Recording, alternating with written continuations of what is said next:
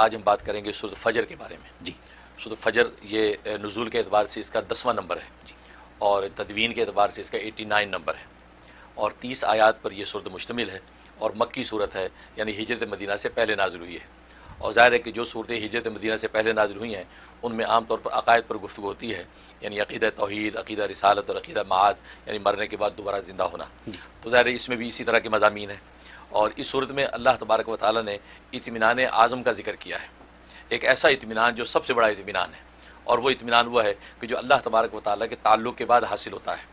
انسان دنیا کے اندر جو صورتاً بہت سے اطمینان حاصل کرتا ہے، لیکن وہ صرف اطمینان صوری ہوتی ہیں، اطمینان حقیقی نہیں ہوتا.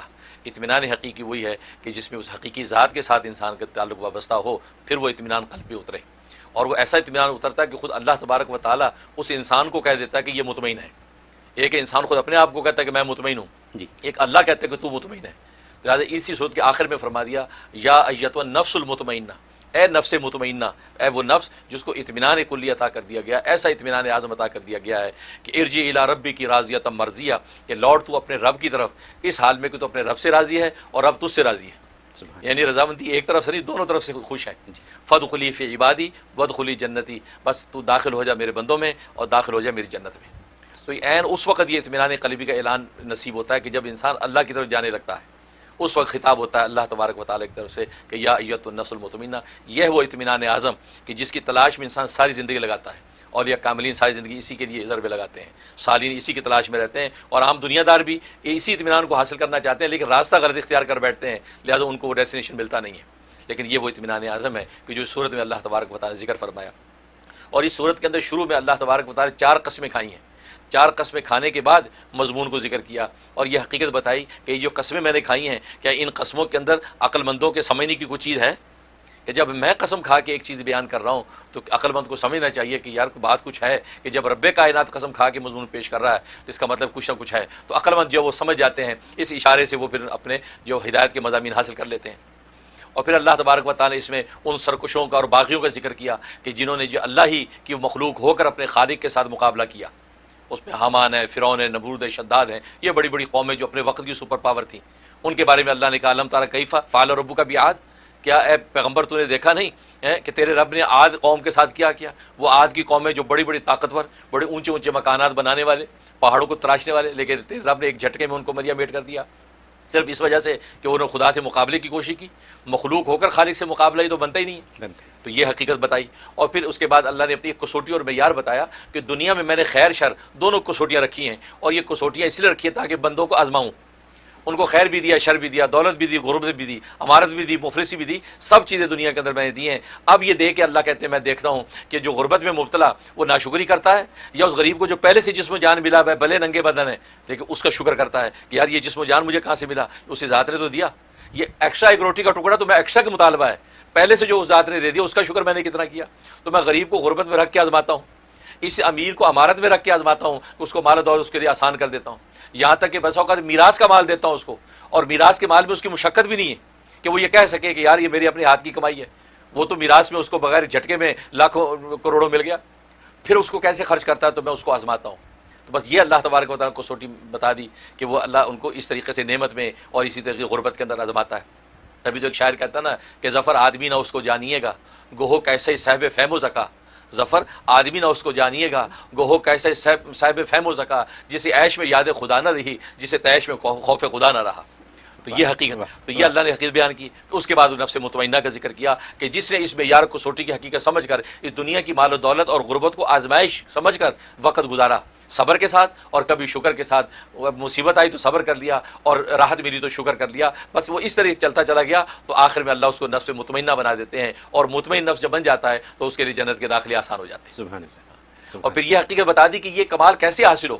وہ آخر میں بتا دیا کہ اگر بندہ یہ چاہتا ہے دنیا میں مجھے یہ کمال کیسے ملے کہ مصیبت میں صبر کروں اور راحت میں شکر کروں، یہ صلاحیت کیسے پیدا ہوگی. اللہ نے اشارہ دے دیا فادخلی فی عبادی وادخلی جنتی، داخل ہو جا میرے بندوں میں اور داخل ہو جا جنت میں. اشارہ یہ کر دیا کہ دنیا کے اندر جو میرے صالحین ہیں، اگر وقت انبیاء کا ہے تو انبیاء کرام ان کی جو دامن سے وابستہ ہو جا. انبیاء کا سلسلہ ختم نبوت کی وجہ سے ختم ہو گیا تو پھر صدیقین ہیں، شہداء ہیں، صالحین ہیں، ان ایک لوگوں کے دامن سے وابستہ ہو جا. ان بندوں کے اندر تو شامل ہو جائے گا تو اگلی منزل تمہاری جنت ہوگی. تو اس لیے ان بندوں کی صحبت حاصل کر کے تو جنتوں کا دروازہ کھول سکتا ہے. تو یہ حقیقت اللہ تبارک و تعالیٰ اس سورہ میں بتا دی. اور جہاں تک اس کے فضائل و فوائد کا تعلق ہے، ایک فائدہ یہ ہے کہ اگر بیٹا چاہتا ہے کوئی کہ بیٹا ہو، اولاد میں بیٹیاں ہیں، چاہتا ہے کہ بیٹا ہو، تو 100 مرتبہ اس سورت کا ورد کریں. اول آخر جب 12 مرتبہ درود ابراہیمی نماز والا درود پڑھیں اور 100 مرتبہ اس کا ورد کر کے اس کے بعد دعا کریں.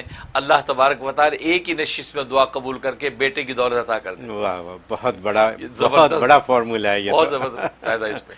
اور اگر یہ ہے کہ انسان اگر ایک چیلا پورا کر لے تو دی بیسٹ ہے، تو ورنہ یہ ایک دفعہ کی تاثیر لکھی ہے کہ اللہ بیٹا عطا کرتے ہیں. اور چلا کتنا بڑا؟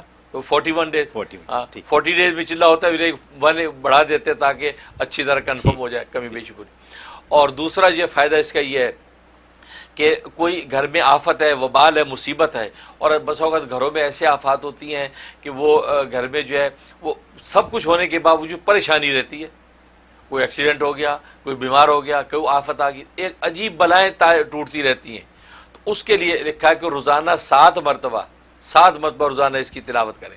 7 ٹائم اس کی روزانہ تلاوت کریں، اور یہ 71 ڈیز کی نیت سے شروع کریں. اور خواتین ناغے کے دن بعد میں پورے کریں اور 71 ڈیز کی شروع کریں. انشاءاللہ کسی بھی قسم کی گھر میں آفتیں مصیبتیں نہیں آئیں گی، اور جو نعمتیں اللہ عطا کریں گے اس کی حقیقی راحت نصیب ہو جائے گی. سبحان اللہ، واہ. یہ اس کا فائدہ ہے. اور ایک فائدہ یہ ہے کہ اگر کوئی بہت بڑی آفت اور مصیبت آ گئی، کوئی مہم ایسی ہے جو حل کرنا چاہیے، کوئی بہت بڑا مقدمہ آ گیا، اس مقدمے کو ہمیں جیتنا چاہیے، یا کوئی ڈیل ایسی آ گئی کہ یار یہ ڈیل ہونی چاہیے ورنہ بہت بڑا لاس ہو جائے گا، تو ایسی کوئی اچانک کوئی مصیبت آ گئی، تو اس کے لیے 70 مرتبہ اس سورت کا جو ہے ورد کر کے اول آخر 11 مرتبہ درود شریف پڑھ کے اور دعا کر لے. انشاءاللہ ایک ہی دفعہ میں مسئلہ حل ہو جائے گا، ورنہ 7 ڈیز متواتر یہ کر لے عمل، انشاءاللہ وہ آفت و مصیبت ٹل جائے گی اور مقصد حاصل ہو جائے گا. کیا میں آپ سے یہاں یہ پوچھ سکتا ہوں کہ جو لوگ یہ گرین کارڈ وغیرہ کے مسئلے میں یا ویزے کے مسئلے میں الجھے ہوئے؟ جی بالکل، تو وہ بہت بالکل جی بہت بالکل اچھا پوائنٹ ہے. بالکل اس کے بہت زبردست، کیونکہ ہوتا ہے ویزا اٹک گیا، کوئی ایسی مصیبت میں پھنس گیا، اس کو گو تھرو نہیں ہو رہا، معمولی سا رہ گیا، پھر آگے بڑھ رہا، اس کے لیے بہت زبردست ہے. یا رشتے کا معاملہ ہے کہ رشتہ اٹک گیا، ہو نہیں رہا، یا ہوتے ہوتے رک جاتا ہے، تو یہ مصیبت نہیں ٹل رہی، اس کے لیے عمل کر لیں تو رشتے بھی بالکل سموتھ ہو جائیں گے، اور جو کام ہے بالکل انشاءاللہ آسانی سے پورے ہو جائیں گے. یہ اس کا فائدہ. اور جہاں تک خواب میں اس کی تعبیر کا تعلق ہے، تو ایک مطلب یہ لکھا امام جعفر صادق رحمۃ اللہ علیہ نے کہ اس کا مطلب ہے کہ اس سال اس شخص کی موت ہوگی، اس سال اس کا وصال ہو جائے گا، لہذا اس کو چاہیے کہ توبہ استغفار کرے اور اللہ کی طرف رجوع کر لے، کیونکہ اللہ تبارک و تعالی اس سال اس کو اپنے پاس بلا لیں گے. یہ ایک اشارہ ہے. اور ظاہر ہے کہ یہ چیز کا پتہ لگ جانا بھی اللہ والے فرماتے ہیں یہ بھی فائدہ مند ہے، بہت بڑی بات ہے، کیونکہ پہلے سے توبہ اور تعلق مع اللہ بڑھانے کا موقع مل گیا. جانا تو ہے، دیر سے سب نے جانا ہے، لیکن یہ پتہ چل جائے کہ یہ اس سال یہ ہو سکتا ہے تو انسان اللہ کی طرف رجوع کر سکتا ہے. تو یہ ایک فائدہ. اور دوسرا یہ ہے کہ اس کا مطلب ہے کہ اس کو اللہ تبارک و تعالی غریبوں، مسکینوں، محتاجوں کو کے اندر کھانا تقسیم کرنے کی نعمت عطا فرمائیں گے. اس کو یہ توفیق ہوگی، یہ غریبوں کو کھانا کھلائے گا، پیاسوں کو پانی پلائے گا، تو گویا کہ اس طرح کے کار خیر جو اس کے وجود سے جاری ہوں گے. اور ایک مطلب یہ ہے کہ یہ جو ہے وہ مسلمانوں کی خدمت کرے گا، مسلمان اہل اسلام اہل ایمان لوگوں کی خدمت کرے گا اور ان کے لیے دعائیں کرے گا، اور ان دعاؤں کا فائدہ نہ صرف ان کو پہنچے گا بلکہ ان کو پہنچنے سے پہلے اللہ ان دعائیں اس کے حق میں قبول کرے گا. یہ اس کا جو تعبیر ہے. تو اس طریقے سے یہ سورہ اپنے فضائل و کمال کو پہنچتی ہے. بہت خوب حضرت، بہت سی کام کی باتیں اس میں پتہ چل گئیں، اور یہ لوگوں کے مسائل حل کرنے والی باتیں پتہ چل گئیں.